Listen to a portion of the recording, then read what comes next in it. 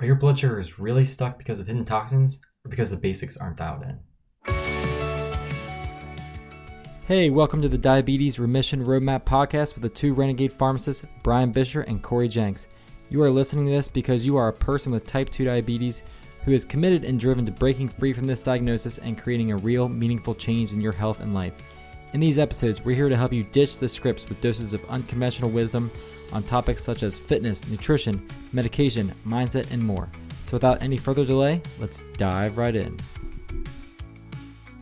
Hey man! Oh, he's sleeveless again. He must have been doing something active, working up a stink. Yeah, just got done He's- playing some pickleball. It's fun. We got our butt whooped, but it's always a good time. Have you ever You, played you, pickleball?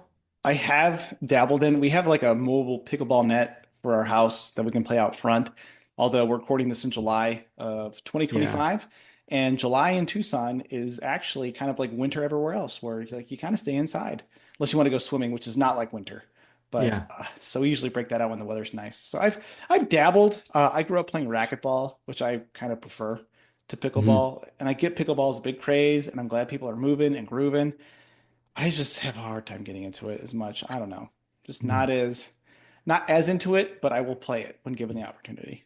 Well, I will let you play my brother when you come visit because he will get you running across the court and it'll be like little mini sprints everywhere. It's like, phew, it was crazy. And it was hot, not as hot as Tucson, but it was definitely hot. And then come home to that, and I got to play a little tyke basketball in the AC with my middle child, which was fun. It's a good little way for us to connect. And the funny thing is though, like when I used to play with my dad in like tyke basketball, but he would play on his knees, and he would like, I was cool with that. He would like play on his knees, and it would be, it would even match it up a little bit, like right, even the match. My kids, they don't want me playing on my knees. They want me like playing on my feet. And if I get on my knees, they're like, "No, stand up, Dad, stand up." I'm like, "Well, okay." So then I had to like tone down the skill level a little bit just to give them a chance to even like compete. And yeah, honestly, I'm thankful for it because it saves my knees because it would be very painful to be just shuffling around on my kneecaps. But at the same time, it is just like I need you guys to get a little bigger, and then we'll be a little bit more even playing field here. Yeah, I can't relate. My kids already beat me at like everything we do. So, I was playing catch with my 73-year-old dad who's had major heart surgery, and he still throws the ball harder than me at like 72 years old, almost 73, than I do at 38. But that was just the style of pitcher I was. So different experiences, Brian. Fun Yeah. stuff. But I mean, we could banter about recreational athletics all episode long, but I don't know if that would really help people get to the point here. This is the Diabetes Remission Roadmap podcast, right? Not the middle-aged men rec Not to get to podcast. know Corey and Brian. Yeah, although, yeah, it's good to talk about what our interests are. People connect to those. I'm sure there's people that listen right now that have played pickleball. They're gonna give me all the pickleball hate mail. Say, why Yeah. are you hating on pickleball, Corey? I'm like, I'm not hating on it. I'm just saying, as you get older, you have less time to do stuff. And if I have a choice between like pickleball and like pick up basketball or like running routes, playing football, it's okay. I'll do it. Jeez Louise, get off my back, everybody. All right, Yeah. Brian, Yeah. Get into it. speaking of people being on my case, so this happens to me a lot in clinic with patients. It'll happen with clients. But have you ever heard someone say, I've tried everything to get my blood sugar under control? There's still like 300, and it's because my receptors are blocked by mold or any number of sort of like niche thing that could be going on. And I'm not denying that there are potential issues with mold or any other non-traditional causes of high sugars, but it's often I've done everything but this thing. hmm You ever hear that, Brian? Oh yeah, for sure. Like well, be speaking of that, I was sent a question. Just someone was replying to the master class, and By the way, check that out, folks. yeah, by the way, check it out. Little plug there. And they're like, well, it's great. You guys are talking about a lot of stuff I already know though. I already know about resistance training. I already know about the protein and fiber. These are things I know. And I need to know about the molds and the heavy metals that are blocking my receptors. My blood sugars are still in the 300s. And this is not a dig at this person if they happen to be listening. This is just, I think, a point to share with everyone here is that blood sugars are in the 300s. I think it's safe to say that there's something else going on there that maybe the basics aren't covered. And I'm just gonna guess that this kind of brings up the potential problem of a lot of knowledge. There's a difference between knowing and doing. So Hmm. you know it. I didn't unfortunately get the chance to go back and forth with this person in a conversation because I would love to, and I would approach it very kindly. I wouldn't be like scolding, ha ha, like I knew you weren't doing this. I would love to just like really dig at what's going on and uncover what they're actually doing versus what they actually know that they say to do. Yeah, this has happened a lot with my patients as well. It's like, Cory, I am doing everything right, 100% perfect. And then I'll ask like two basic questions about their exercise habits or like what they have for breakfast. And they're like, I'm doing everything perfect. I'm having a big glass of orange juice. I'm eating a bowl of oatmeal and throwing all the it's brown sugar, not regular sugar. It's brown sugar, not high fructose corn syrup into it. And then I'm hungry about an hour later, so then I have a granola bar, Cory, because it's whole grain granola bar. This is one example. And they think they're doing everything right. And I'll say, well, what you're doing is not getting you to your goals. Have you considered maybe replacing that orange juice with like anything but juice or soda? Because unless your sugar's crashing, I would not recommend juice if you have high sugars. So it comes down to what, like as you say, the royal we, patients, clients, there's a lot of knowledge out there, but there's a difference between knowledge, applying it appropriately, applying it to your individual situation, and consistently doing it. I think there's a place where that kind of falls off. And I don't know. It's hard for people. I was actually having this thought the other day, Brian. It's sort of an existential meta thought, if you will, like the idea of like waking up. Like you got to wake up to like what's going on with you. But if to admit waking up would mean to admit you've been asleep, or that you've been wrong or been doing something wrong, and our egos don't like that either. So Yeah, good there's a lot point. of, and we've gone through this process as professionals of healthcare, the humility and realization that we've been giving, or we have in the past, I think, been giving incorrect information based on what we were taught. So the ego, it hurts. It hurts to be like, I thought I knew everything and now I don't know anything. But being able to take the right knowledge and apply it in the right situation. Yeah, and then just knowing, like I know things, I don't do things, but I do know things. I'm trying to think of an example off the top of my head, but uh there I would say certainly say there are things I know, like well, for example, I know that eating before bedtime will impair my quality of sleep.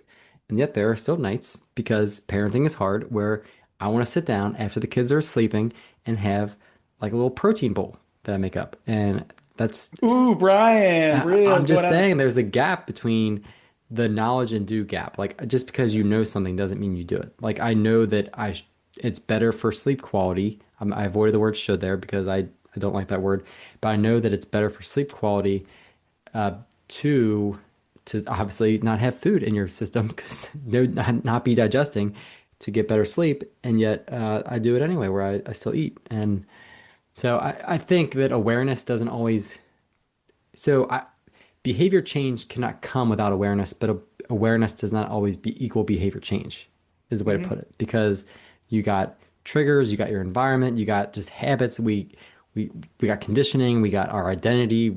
I talked to this one reminds me of one of the patients that I sat down with in the clinic, like blood sugars were super high and came to me and she's like, "Well, I'm a sandwich girl."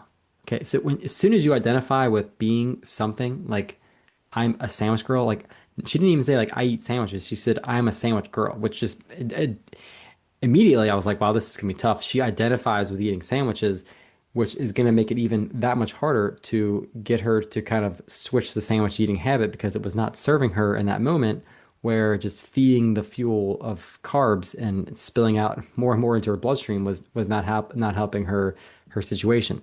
So I think all this to say like you wrap this up with like you do need to be aware to change your habits and have behavior change, but it doesn't always lead to being the case. If that makes sense. Yeah, is it that people don't know or they just don't put those into action? Yeah. I think that and probably both. Yeah, they don't know and they don't and then when they do, they don't put it in the action. Yeah, and that actually can be uncomfortable. Yeah. It's hard to put down that evening snack if you've been doing it since you were 6 years old. Raising my hand here, right? It's uncomfortable to have those pattern changes, or it's uncomfortable to look in the mirror and realize that things you've been doing have been making you sicker, and keeping you from your goals. So, yeah, it's hard to fix the knowledge, to then do it and then do it consistently. But one thing that I'll say, kind of getting back to this idea of mold, Brian, and I think this is, boy, you can find anything on the internet, so you have to be careful. I'll say this in my world, I like to do saunas. I've done cold plunges. This is sort of like I would call it the fringes of health. Like there's some benefits to those things probably, but they're not part of like if I saunaed but I ate a terrible diet, never exercised, that's not going to undo that. But I think what happens a lot of times if there's something wrong with you, you go looking for that silver bullet, that one villain. And it could be mold, there's heavy metals, there's parasites, there's like the EMFs that we all want to blame. And it's easy to blame. It's something that's like you could, and the hard part is you could look into Google and say, is it mold or heavy metals causing my blood sugar problems? And you could find evidence that it is heavy metals or molds or whatever it is. And we're not saying, again, we want to have sympathy and empathy for people who are struggling. Maybe it is. But our sort of idea is like we don't want to just hunt for these like magic pill villains. Because if you're thinking it's metals, but you're not exercising appropriately, or you're not making the diet changes, then I don't know. If you've done everything that has evidence to show it will reverse insulin resistance, and you're still having issues, then keep investigating. But it feels good to have a boogeyman. And a lot of these are just sort of like niche biohacks. But when it comes down to it, if you can lose visceral fat and fat overall and gain muscle, you're going to be much better off when it comes to blood sugar and insulin sensitivity, insulin resistance. Tell me I'm right, Brian, or am I You're totally right, off? but why do they feel so satisfying to blame? Well, you're not blaming yourself. Uh, Yeah, it's harder to look in the mirror. yeah, I don't know. I don't know. It feels good to point the finger. It feels good to feel like there's this one thing that can explain everything, when in Hmm. reality our bodies are complex biochemical machines that oftentimes there's so many different inputs going into it that to pin things down on one small niche thing would be uh, probably not the best approach. Yeah. And Lane Norton really says it best, I think, from what I've heard at least. The magic you are looking for is in the work you're avoiding.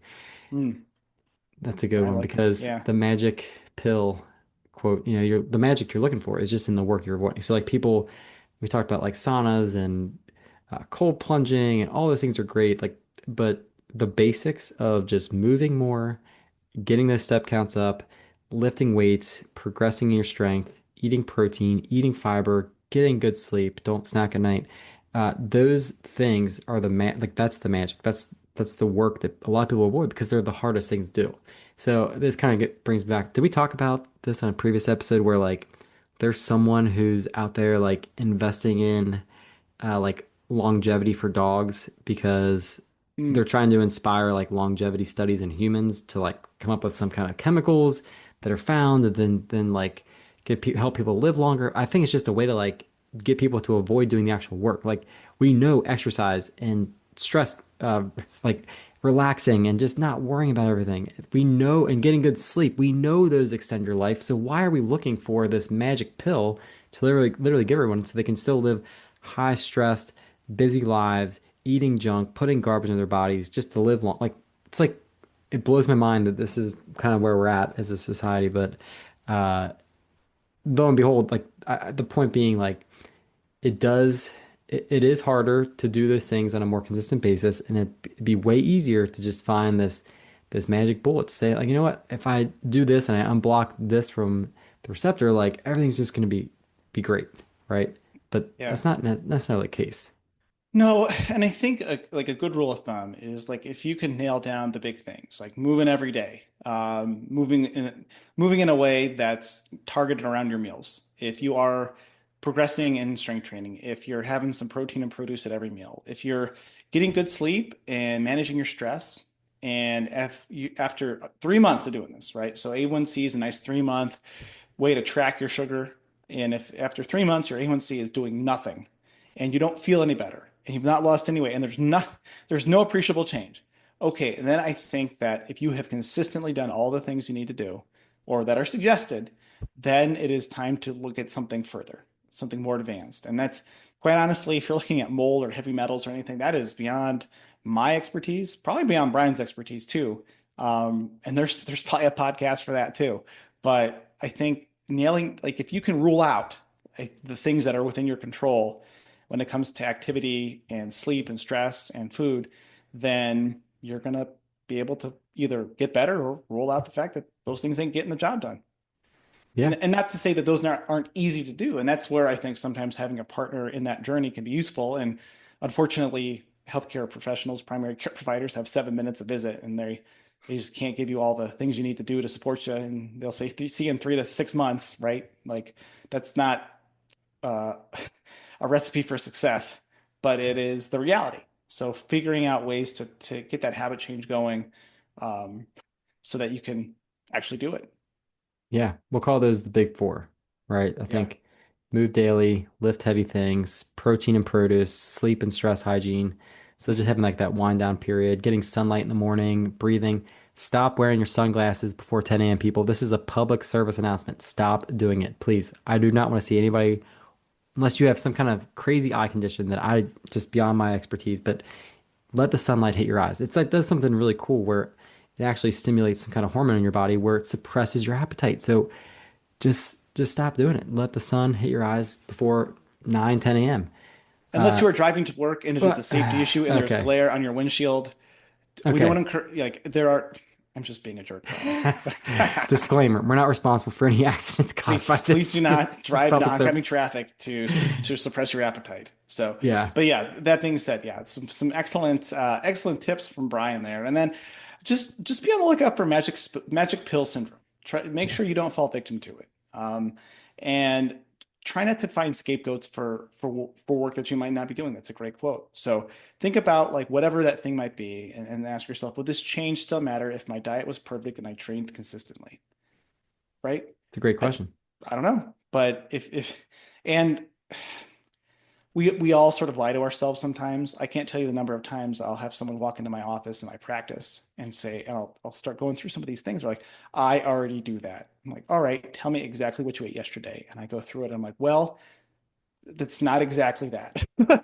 Or what are you doing for exercise? I do this. Well, that's not exactly what I'm referring to. And what you're doing is not getting you any closer to where you want to be. So having the humility to say, my way is not working. Let's try a different way. And I would argue what we're preaching is a very proven way to control your sugar and come off medications. So, or at least reduce. I think the other thing to be realistic with is the more recent you've had your diagnosis of diabetes, the easier it probably is going to be to come down off medicines. The longer you've been metabolically ill, it's going to take a longer time. And if your provider isn't giving that kind of realistic guidance, I think that's another sort of magic pill in the wrong direction. Like, yeah, eat a little bit better and exercise, you're going to be great in 3 weeks. Like, let's be realistic too. But I think that being honest with yourself and making the big changes, doing that, moving the big rocks in the jar, so to speak, is going to give you much more return on investment for your time, your money, whatever you're spending your money on, whether it's extreme lab testing or high quality food and personal trainer. Like I would argue the second one might be more efficient. Rule it out and then move on. So, Brian, that's where I'm at. Is just be on the watch for Yeah. who you're scapegoating. On that note, that reminded me of when I was looking for advice, like I went online for like a functional medicine doctor and I paid them a good amount of money and all they told me was just relax more. That was like the gist of the advice. It was like you're too stressed out. You just need to relax more and do some breathing. Just I want you to do some meditation. I'm like, really? Like they didn't even do any tests. Like, I kind of applaud them for like knowing, hey, you don't need any tests. Just do this. Sometimes you need to be invested to just do the basics. And I'll say that's why, I mean, people come to work with us. They just need to be invested because sometimes unless you're invested, you're not you're not like all in. And that's where the transformation happens. But Yeah, all I have to say, do the big four habit changes before you look for any kind of crazy scapegoat. And then, yeah, check out the masterclass. We would love to hear from you. Anybody that's got a question from the masterclass, please feel free to send us an email, Brian and Cory at diabetesremissionpartners.com. And if you have a question you want answered on this podcast, please send it this way. We will address it, and we look forward to hearing you again, or look forward to see you guys on the next episode. Yeah. Cory, you Oh, got anything one last else? thing. One last Yeah, thing. Two last things before we go. yeah, Challenge. I'm going to want to challenge you. We talked about those big four things that you can do: movement, lifting, diet, sleep, and stress hygiene. Commit to one of those for the next 30 days, especially if you're considering a new biohack, or even if you're not considering a biohack. Just try it and let us know how it goes. Commit to one. All right. Whether it's like I'm gonna focus on good bedtime routine. Great. And let us know how that goes in 30 days. I agree with Brian. Check out that masterclass. And if you, we've been putting some more stuff out on Instagram. So we're at the Diabetes Remission Partners on Instagram. So having a lot of fun there. If you're like thirsting for more knowledge, and you're like, your podcasts are not frequent enough. Well, check out the gram. All right. We got your back. We got all kinds of content there you can learn from. And we love to hear from you too. So, Brian, until next time, take a shower, man. yeah. Ugh, You I can too. smell you from here. I do Yeah, I know. smell. And Cory, yeah, if you want to see Cory's beautiful face, he's getting better at Reels on Instagram. So it's Yeah. pretty fun to watch him just transform and get more comfortable in front of the camera.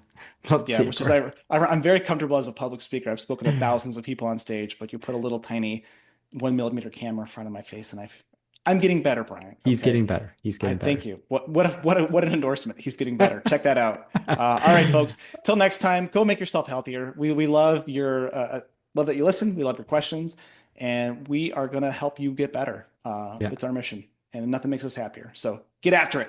Till next time. Thanks for listening. Now go ahead and hit that subscribe button so you don't miss a single episode, and you can join us on the journey and roadmap to remission.